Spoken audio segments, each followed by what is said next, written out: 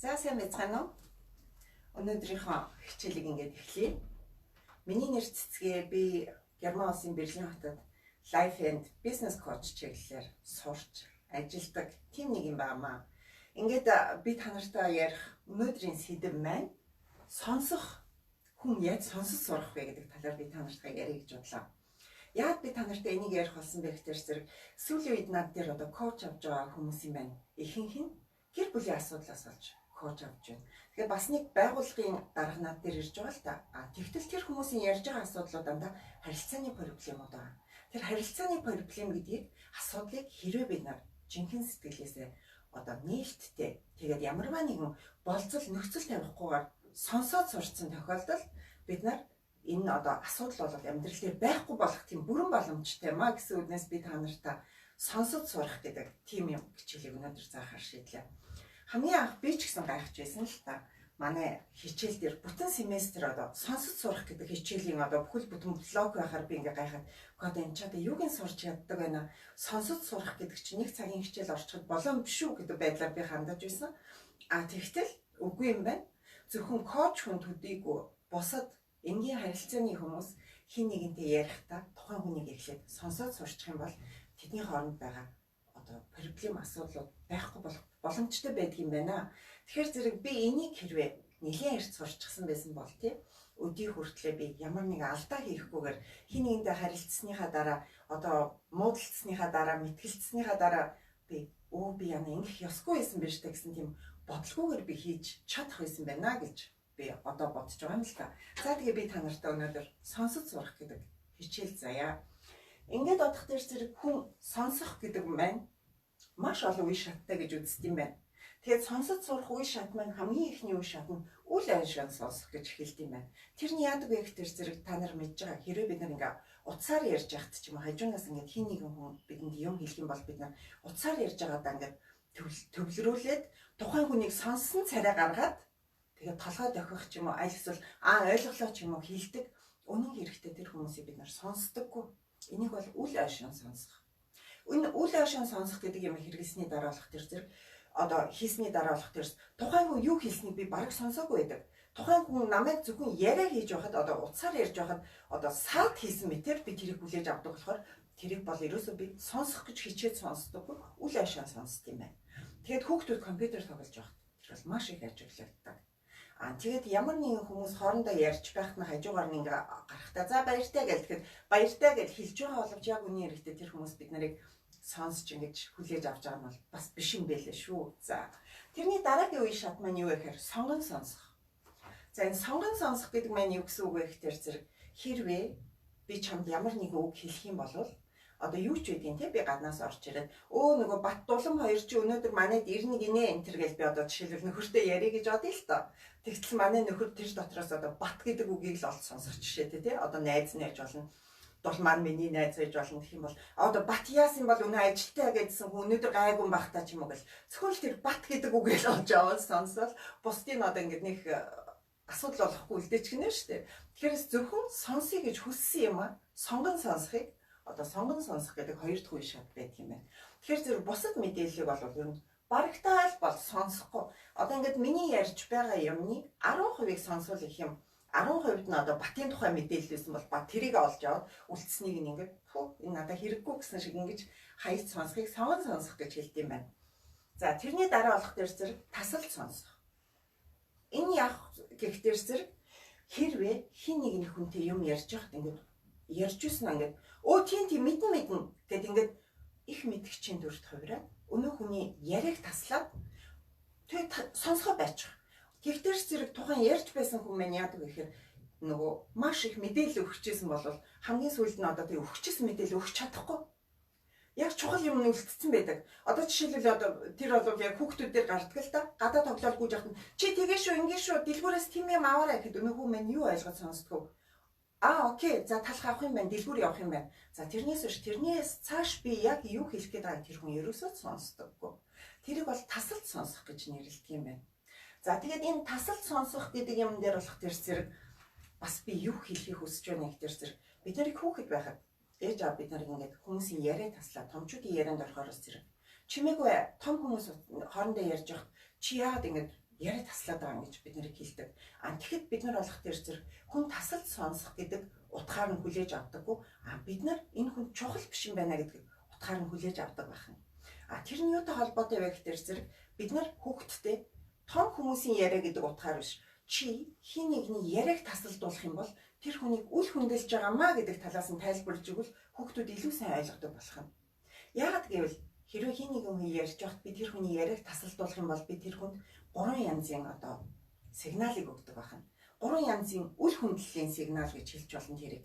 Тэр нь юу вэ гэхээр зэрэг нэгдүгээр би тэр хүн надад юм ярьж байхад би тасалчих нь шүү дээ. Тэгэх юм бол чиний мэдээлэл нэг чухал биш байна. Наа ч бол чухал биш. Би сонирхгүй байна гэдэг тийм нэг сигналыг өгд юм байна. Хоёрдугаарт болох тэр зэрэг би тэр хүнийг таслаа яриад эхэллээ шүү дээ. Тийм гоо чиний мэдээлэл надад чухал биш ээ. Харин миний мэдээлэл илүү чухлаа гэх тэр хүнийг бүр доош нь чиргсэн тийм мэдээллийг өгч байгаа юм байна.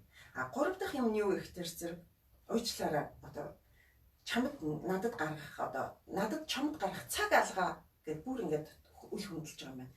Тийм учраас хэрвээ хий нэг хүн чамтай ярьж байхдаа тасалж сонсох тийм үйлдэл үзүүлэх юм бол тэрнээс чи шууд үл хөндлөл гэдэг ойлголтыг бас өөртөө тусгаж авч болох нэ. Тэгээ за окей. Энэ байдлыг би тассан зогсоож өөрийгөө хөндлүүлэхийн тулд ямар алхам хийх вэ?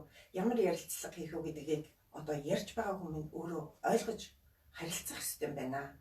Тэгэд хин нэг миний яриаг таслах юм бол тэрэнд би хариу үйлдэлтэй байх хэрэгтэй. Хариу үйлдэл гэдэг нь барсалдаад хэрүүлхий гэдэг гэсэн үг шүү дээ. Хариу үйлдэлтэй. Уучлаарай та намайг дуустал нь сонсчих тийх үү гэж аваад үгээ тайлбарлах жишээтэй. Тэгэхгүй болох дээр зэрэг хүмүүсийн хоорондын ярьж байгаа юмнуудын учир нь олдохгүй өөрөөр хэлбэл харилцаа маань ингээд шууд ингээд таслагдаад үл ойлголцох байдал гараад ирдэг. Энэ бол гэр бүлийн байдал дээр маш их ажиглагддаг. Хин нэг нь ярьж байхад дундуур нь тасал зогсоол би хэлж байгаа үгийг чи сонс гэдгээс биш нөгөө хүний хэлж байгаа үгийг сонсохгүй тохиолдол маш их гардаг. За тэгээд энэ дээр болох тэр зэрэг бас зарим сурвалжлагч нар тийм байдаг. Хүмүүс ингээд үг хэлж байхад шууд тэрийг таслаад өөрийнхөө асуултыг асуугаад явчихдаг. Тэгсэн хэрнээ яг тэрэндээ ингээд асуултанд нөгөө нэг хэрэгтэй юм олох тэр зэрэг ерөөсөө олж сонсдоггүй. Тэгээд асууж байгаа асуулт нь маш тийм зохицолтойгоо тийм юм байдаг.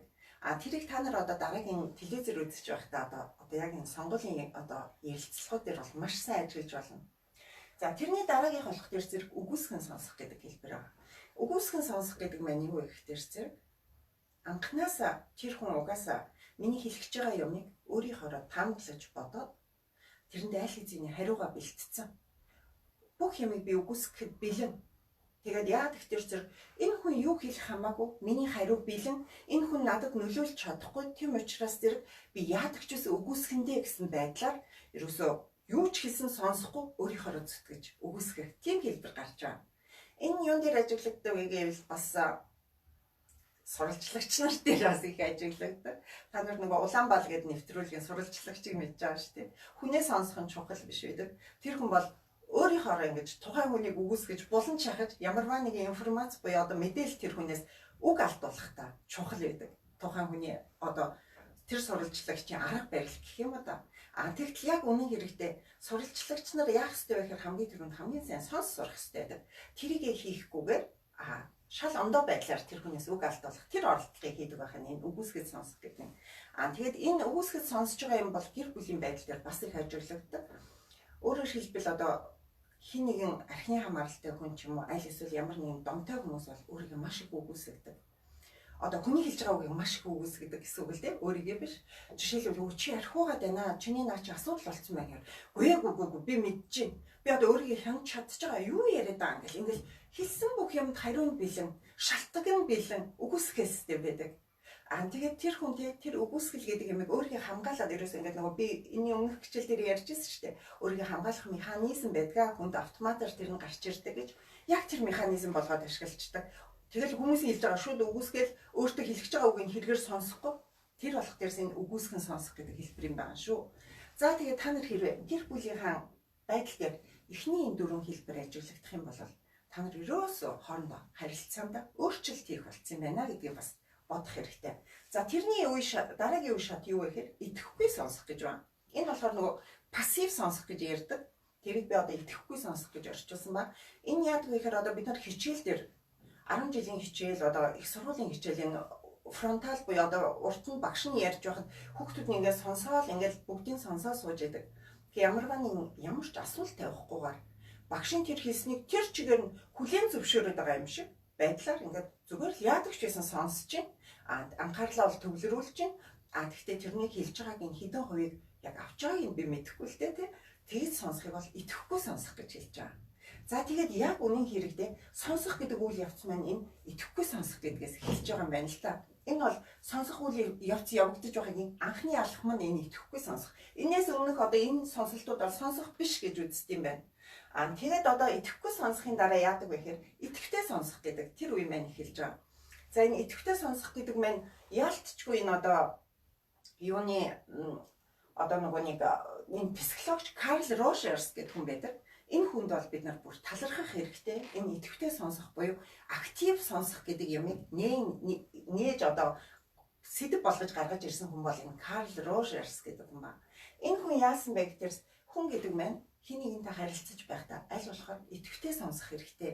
Энэ идэвхтэй сонсч эхэлснээр тухайн хүнээ ойлгоод тухайн хүнтэй одоо тэр хүний юу хэлж байгааг би одоо маш сайн нээлттэй сонсч эхэлж байгаа байхгүй юу? Одоо тэр хүн юу хэлж байгаа. Тэгээд дээр нэмээд би чин сэтгэлээс өөрөөр хэлбэл нөгөө миний яриад байдаг authenticity гэдээ яриад байдаг штэ. Тэр чинь энд эхэлж байгаа. Яг өөрөөр нь тэр хүнийг хүлээж авч сонсч эхэлгэн.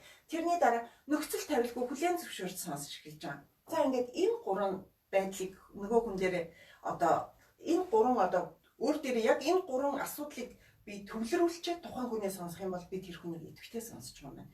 Би тэр хүнийг ямар нэгэн нөхцөл тавилгүйгээр хүлээн зөвшөөрч чинь одоо жишээлбэл гаднаас хүүхэд нь орж ирээд аавда ээжтэй юм ярихад аав нь ээж нь яриаг нь таслаад чи одоо тэгээд ахт яадаг наа чи юу ч биш тэг бидний үед бол наадахын чинь одоо ингээл шийдчихдэг байсан.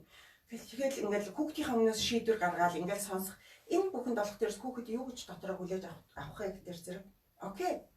Аав ээж минь ерөөсөө намайг хүлээн зөвшөөрч ингэж нөхцөл тавилгүй хүлээн зөвшөөрч ингэж сонсож чадахгүй маа. Тэгэхээр одоо энэ хүнд би хилээд ч нэмэргүй юм байна шүү дээ. Тэгэхээр би одоо хэлхээ байлээ доо. Тэгэд ингээд одоо идэвхтэй сонсож чадахгүй бол хүн хэлхээ байлдаг жишээ тий. Одоо хамгийн сүүл над дээр ирсэн одоо эхнэр нөхөр хоёрын хамгийн том асуудал нь бол тэр байгаа. Нөхөр нь болох дээрс зэрэг би одоо чамтай ингээд яриа л идэг штэ сонсоол идэг штэ. Тэгсэн хэрнээ яагаад чи надад одоо ингээд яг хүссэн юм хэлдэггүй юм бэ гэд. Эхнэр нь болохоор би чамд хэлээл байдаг. Хэлээд ахад чи тэрийг ойлгодгүй дараа давтаал идэг штэ. Яг үнэн хэрэгтэй тэр хоёр хизээч би нэгэ идэвхтэй сонсох гэдэг юм хийдэггүй хоёр байгаа аахгүй юу. Тэгээд ямар үед одоо ингээд тэр идэвхтэй сонсох энэ ярилцлага тэр хоёрын хооронд явагдсан байна уу гэхтэр зэрэг одоо ингээд нөхөр нь одоо ингээд орой телевизэрийн орд сууж байдаг эсвэл утсаа үзэл сууж хахтан тий. Эхнэр нь хажуугаар нь өнгөрөхдөө одоо ингээд дотор нь муухай сэтгэлний хүү бол ингээд жоохон даун ингээд хажуугаар нь яваал юм бүхэнд ингээд уцаарлал ингээд хандаад хахад тэр нөхөр яаж ийнэ тий дотроо юу гэж хүлээж авч байгаа юм энэ одоо яачаад байгаа ингэж бодож байгаас биш хизээч их нэртэйг ярьдгүй л очир байгаа. Тэрний юу ихтэй зэрэг тэр хүн одоо утсаар үзээд тэрнтэй хоолнд орж энэ энтэй ингэж гэж тийм юм хийж явахын оронд утсаа хойшинтай за миний хараа хажууд суучих яг яасан хоёлаа нэг ярья гэд хизээч юм итгэвтэй яриа гэдэг юм тэр өрнүүлдэггүй учир байсан ба. Тэгэд ингээд итгэвтэй сонсоод нэг нэгний тасалдуулахгүй итгэвтэй сонсоод хин нэгнийхээ ярьсан юмыг яриад дууссаны дараа ойлгоод ингээд өөрийнхөө хэлэх гэсэн юмыг хэлээд эхлэхээр энэ хоёрын хооронд харилцан яриа яваад яг итгэвтэй сонсох гэдэг нь болж байгаа. Ойлгоогүй юм буцааж асуугаад сонсч эхлэх бол итгэвтэй сонсох. Би танарт Стивен Ковигийн тийм номыг уншаарай гэж нэлийн дээр үед хэлж байсан. Тэр номон дээр болох дээрс нөгөө Seven Habits гэдэг одоо тийм маш гоё тийм ном зохиосон хүн байдаг. Тэр хүний номон дээр юу гэж хэлсэн байдаг вэ гэхээр хин нэгэнд өөрийгөө ойлгохын тулд тухайн хүнийг ойлгож сурах хэрэгтэй гэж хэлсэн байдаг. Яг тэр бол энэ идэвхтэй сонсох гэдгийн хэлбэр юм ба. Тухайн хүнд өөрийгөө ойлгуулснараа одоо тий ойлгуулахын тулд би тэр хүнийг ойлгож өгөх юм бол бид хоёрын хооронд вин гэдэг харилцаа үүсэж байгаа. Тэрнээс биш чи дугааж би ярьж гин гэсэн байдлаар хандах биш. Аль эсвэл чи ярьж гин би чимээгүй бай. Би ярихгүй одоо ингэж чамайг зүгээр л сонсъё доо гэдэг байдлаар биш. Тэгэх юм бол одоо вин биш болох гэдэг шүү дээ. Вин лоз вин тий лоз ч юм уу тийм харилцаанууд гараад байгаа. Жинхэнэ вин гэдэг харилцааг үүсгэе гэвэл эхнэр нөхөр хоёр хоорондоо идэвхтэй сонсох, идэвхтэй ярилцах гэдэг тийм байдлаар харьцах хэрэгтэй байгаа юм гэж байна. За тэрний хамгийн сүүлийн шатны сонсох гэдэг маань юу гэхээр өрөвч нинжин сэтгэлээр сонсож сурах. Энэ өрөвч нинжин сэтгэлээр сонсож сурах гэдэг маань юу? Нөгөө л өмнөх гэрчил дээр ярьсан эмпати. Хүн эмпати гаргаж сонсож сурах юм бол тухайн хүнийг ерөөсөө одоо бүр ингээд маш сайн сонсоод эхэлж байгаа. Тухайн хүний онд өөрийгөө орлуулж тавиад ойлгоод дээр нэмээд тухайн хүн юу хүсэж байгааг би мэдрээд одоо байглаараа мэдрээд гэж ярьж байгаа шүү дээ тий. Тухайн хүнд одоо тусалж болох тэр юмыг би бэлэн одоо надад байлгаж явах нь шүү дээ. Тэгтэл тэр хүн маань зөвхөн намайг сонсохыг хүссэн бол би тэрийг бас олж мэдрээд чимээгүй л ингээд сонсох нь. Жишээлбэл одоо түрүүний жишээн дээр ярьсан хүн гаднаас орж ирээд би инглээ тэглэхэд аав нь одоо чи одоо ийм юм чадахгүй байхад яадаг юм миний насан дээр наадах чинь асуудал биш байсан ингээ шийдчихдэг байсан юм а гэд ингээд шууд хариултыг хэлэх биш хүүхдээ сонсоод одоо миний хүүхдэд юу хэрэгтэй вэ гэдгийг одоо зөнгөөр олж мэдрээд өрөвч нинжин сэтгэл буюу хүүхдийнхээ онд өөрийгөө орлуул тавиад миний хүүхд яадаг ч байсан сэтгэлдээ байгаа юм гаргах хэрэгтэй юм байна. Тэгэхээр энийг би сонсох ёстой гэж бодоод сонсох ёстой байх нь. Тэгэхэд хүүхд нь сонсож дууссаны дараа ингээд аав нь окей миний хүүхдэд сэтгэл чи эвгүй байгаа мó ингэсэн болохоор өнөөдөр чиний сэтгэл эвгүй байв уу гэж асуугаад ингээд чин сэтгэлийн яриа хүүхдэд өрнүүлээд эхлэх юм бол хүүхэд яах вэ? Дараагийн удаад ааваасаа тэр ярианы дараа харин тийм ээ миний асуудал ийм болчлоо. Та яаж шийдэх байсан бэ гэж асуув.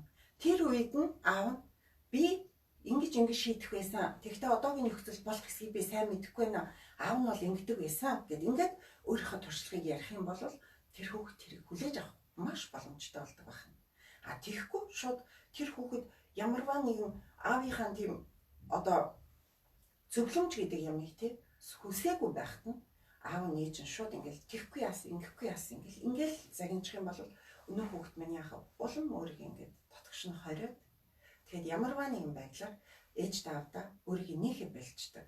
Яг үнтэй адил эхнэр нөхрийн хоорондын харьцаа. Эхнэрүүд нь яах вэ? Ярихаа байчин. Нөхрүүдээ өөрийгөө тайлбарлахаа байчин. Яагаад гэвэл тэрхүү сонсохгүй юм чинь. Тэгээд би одоо сүүлд над дээр ирсэн эхнэр нөхөр хоёрыг би ярьж байна л та. Эхнэрээс нь би асуулаа л да. Та тэгээд өөрийгөө ингээд ойлгуулах гээд оролдоод үзүү гэсэн.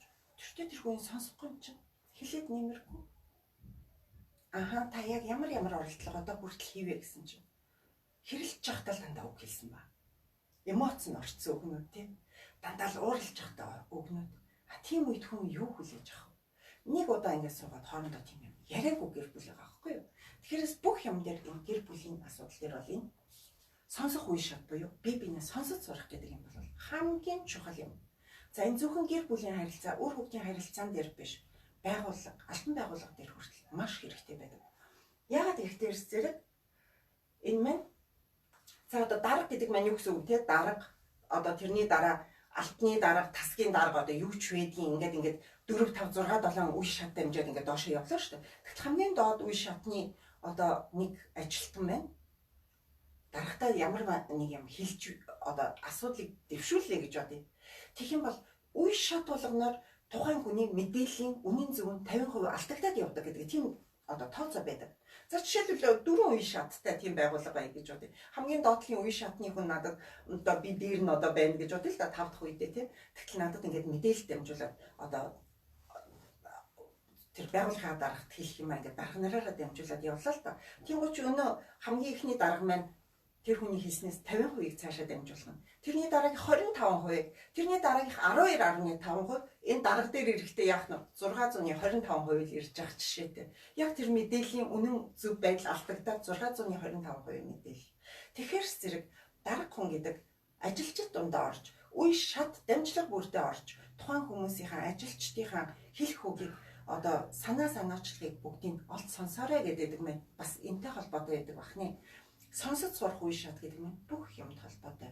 Зөвхөн ганцхан хин нэгэн одоо гэр бүл юм харилцааны асуудлаас гадна бүх л харилцаа, ажлын талбар, гэр бүлийн талбар, одоо мөнгө санхүүгийн талбар, өөрийгөө хүнд ойлгуулах, өөрөө хувь хүний хөгжлийн талбар бүх юмд энэ сонсож сурах гэдэг юмыг ашиглахгүйгээр хүн цаашаа харилцаанд бол явдаггүй маа. Тийм учраас ингээ бүгдээрээ сонсох хэрэгтэй гэж би бас сурах хэрэгтэй гэж хэлэх гэж байгаа. Тэгээд би түүнээс гадна хүн хүнтэй ингээд ярьж байх хооронд ингээд бид нар заримдаа ажигладаг л та. Зарим хүн маш их ярьдаг хүмүүс байдаг. Зүгээр яриа л байдаг. Тэр хүнд бол ямарваа нэг мэдээлэл өгөхөд тун хэцүү байдаг. Яг тэгэл тэр хүн намайг ерөөс сонсдгоо. Тэгтэл үнэн хэрэгтэй те. Хүнтэй харилцдаг бид нар одоо чих нүд одоо ам гэлтгэж чинь одоо хоёр чих хоёр нүд нэг ам гэлтгэхээр одоо 5 ширхэг одоо эргэтэн байна да. Тэгэхэрс нэг эргэтэнд 20% л одоо тийм 20% харилцааны одоо хувьчлал очих нь шүү дээ. Тэгэхээр хүн ярина гэдэг маань яах ёстой? Ам л хүн нэг л амтай шүү дээ.